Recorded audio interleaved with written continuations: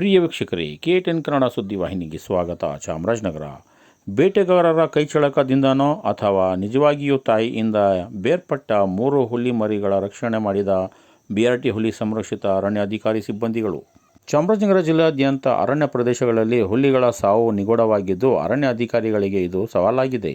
ಇಂಥ ಘಟನೆಗಳನ್ನು ವಾಸುವ ಮುನ್ನವೇ ಮಧ್ಯ ಅರಣ್ಯ ಪ್ರದೇಶದ ಪುಣಜೂರು ವಲಯದ ಬೆಡಗುಳಿ ಸಂಪರ್ಕಕ್ಕೆ ಕಲ್ಪಿಸುವಂಥ ರಸ್ತೆಯಲ್ಲಿ ತಡರಾತ್ರಿ 3 ಹುಲಿ ಮರಿಗಳು ಕಾಣಿಸಿಕೊಂಡಿರುವುದು ಹಲವಾರು ಅನುಮಾನಕ್ಕೆ ಎಡೆ ಮಾಡದಂತಾಗಿದೆ ಅಂದರೆ ತಪ್ಪಾಗಲಾರದು. ಹುಲಿ ಕಂದಮ್ಮಗಳು ಯಾವ ರೀತಿ ತಾಯಿಯಿಂದ ಬೇರೆಯಾಗಿದೆ ಎಂದು ಅನುಮಾನಗಳನ್ನು ಉಂಟಾಗಿದೆ. ಏಕೆಂದರೆ ಮರಿಗಳ ಅಕ್ಕಪಕ್ಕ ಸುಮಾರು ದೂರಗಳಿಗಾದರೂ ತಾಯಿ ಹುಲಿಯ ಕುರುಹುಗಳು ಕಾಣಲಿಲ್ಲ. ಅಂದರೆ ಈ ಭಾಗದಲ್ಲಿ ಏನೋ ಅಕ್ರಮ ಚಟುವಟಿಕೆಗಳು ನಡೆಯುತ್ತಿದೆ ಎಂದು ಮೇಲ್ನೋಟಕ್ಕೆ ಕಾಣುತ್ತದೆ.